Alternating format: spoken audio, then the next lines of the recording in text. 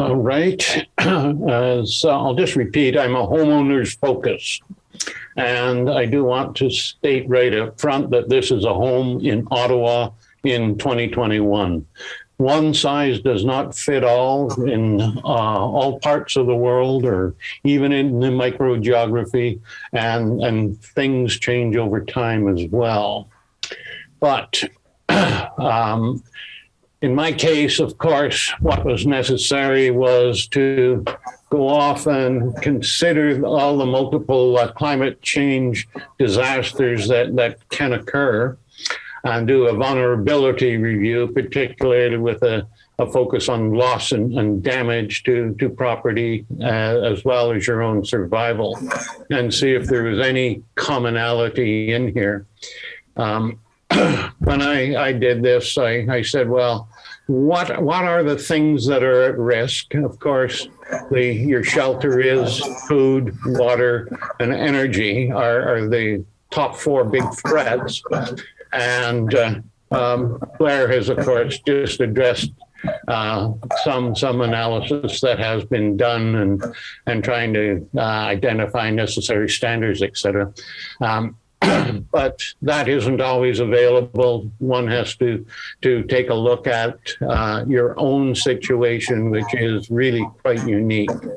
We also have unpredictable heat waves, wildfire threats, flood, high energy superstorms, and threats like that, which are really not only just unpredictable, but how much of it is really going to be a direct impact. I assume that it's going to be very low, because most of the results of these happen to people over there somewhere. And we end up having the results of that impact, and both in the short and long term, this means electrical grid outages. Very common every time there is a disaster anywhere in the world. The grid is hit, and hit very badly. Also, what is unpredictable is knowing when this is going to happen and how long the outage is going to last. And of course, it can go on for many weeks, as we've experienced here in the Ottawa area with the ice storm of 98. And around the world, we see this regularly. So what I in fact did, I said, well, look, if this is the real threat, then what is it one has to do? Well, one wants to be able to replace the grid that goes out. So that means you have to generate energy at home. You have to be able to store it. And in the process, you want to electrify everything, not depend at all on any of the infrastructure that is delivering energy to your home. One of the big concerns, of course, is heating and cooling, as well as your hot water, which is a thermal issue. It's which represents something like 92% of your home energy consumption, which means, don't you think we should spend 82% of our focus on how to address the thermal problem? There are two things, of course, which I blended together, and that was both the building and transportation in terms of electrifying and decarbonizing. All these technologies, by the way, they exist. There's nothing that has to be invented. It's available. You just go off and do it.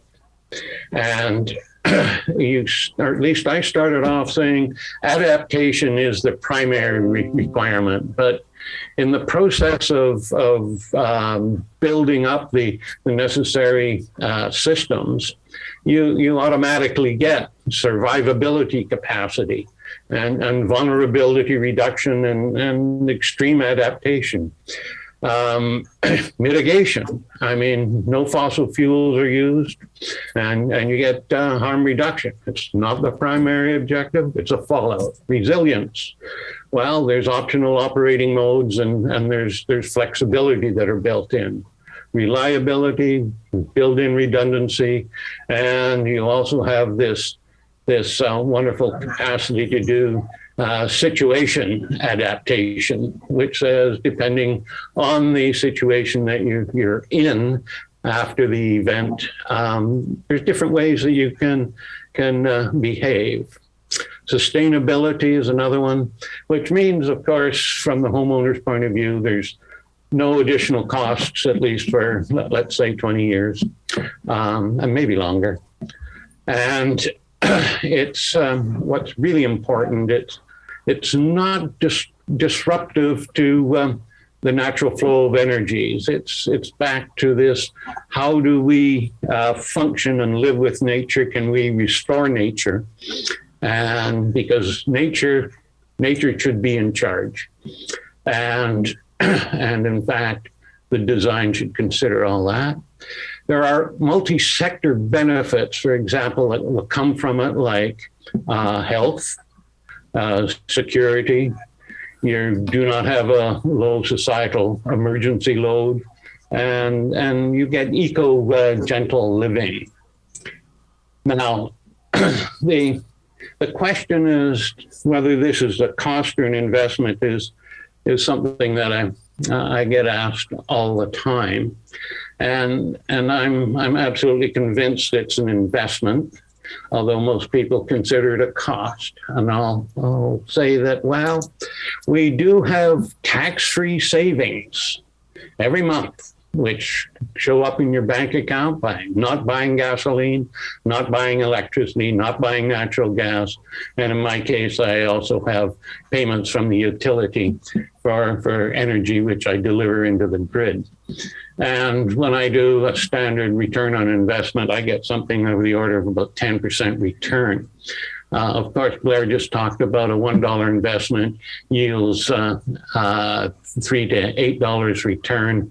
Yes, and I certainly agree with that as well, but that's not directly into the homeowner's bank.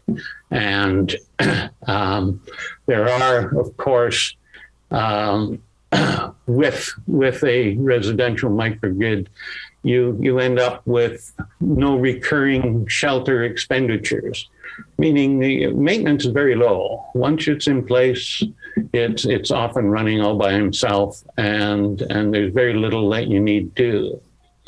And again, as the investors say, when you exit the position, you have some tax-free capital gains are certainly anticipated. And I argue very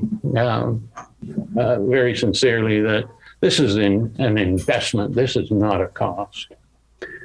Now, once I did this vulnerability analysis and did some system design, I ended up with 3 solar photovoltaic arrays for electrical energy. I have 3 Tesla Powerwall home batteries for electrical energy storage. I have a ground source heat pump to extract and store thermal energy in the ground. I have 2 electric vehicles for transportation, of course, control system with computers, software, actuators, and lots of sensors. I also built in a SARS-CoV-2 virus cleansing method throughout the air conditioning system using ultraviolet band C radiation. And I do want to say and drive home yet again that one size does not fit everywhere with everyone and for all time. I have done self-financing on this one. And this I call an Ottawa demonstration of feasibility. I'm now entering the 5th winter, and the feasibility has already been demonstrated after 4.5 years. In 2020, I set a personal record of 300 days without buying electricity. I'm constantly in the mode of looking at energy efficiency that says I don't expect this will ever cease. That there's always ways that you can find to save more energy.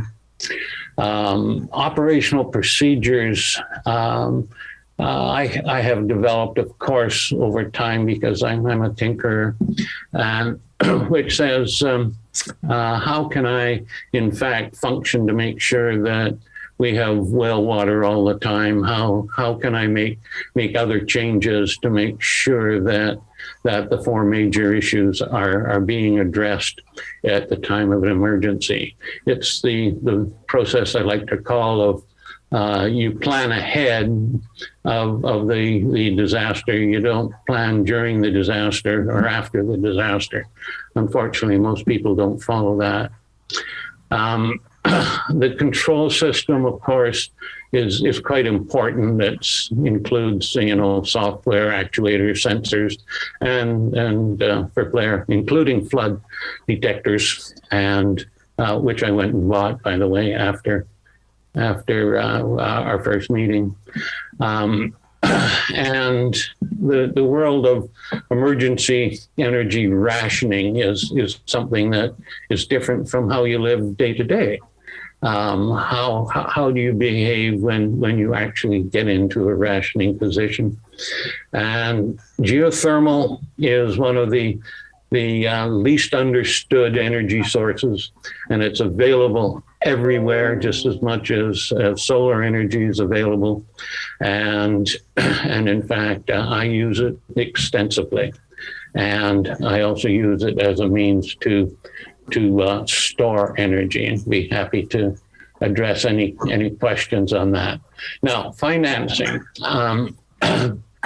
There is now available, which wasn't available when I was doing this 5 years ago, but the city of Ottawa, and I'm going to read directly what they say. The city of Ottawa, through the Better Homes Loan Program, Ottawa homeowners can get a zero interest loan up to the lesser of $125,000 or 10% of the current value of their home to cover the cost of home energy improvements. The minimum loan amount approved is $15,000, and at least 2 retrofit measures must be implemented. The loan is tied to the property tax, not the owner. This means that if the home is sold before the loan is repaid, the new owner will assume the balance of the loan. That's a very interesting and unique way. The federal government also provides financial assistance through NRCan, through a grant. What they provide for is up to $600 for home evaluation and expert advice, so that you can plan the nature of your retrofits, and then they will provide a grant up to $5,000 total to help you make those energy retrofits. Interestingly, both the city of Ottawa and this federal plan are permitted to be stacked, so you can use them both without infringing on the quantity of the other. That's my opening statement. Thank you. That's great. Thank you so much for all the detail. Looks like you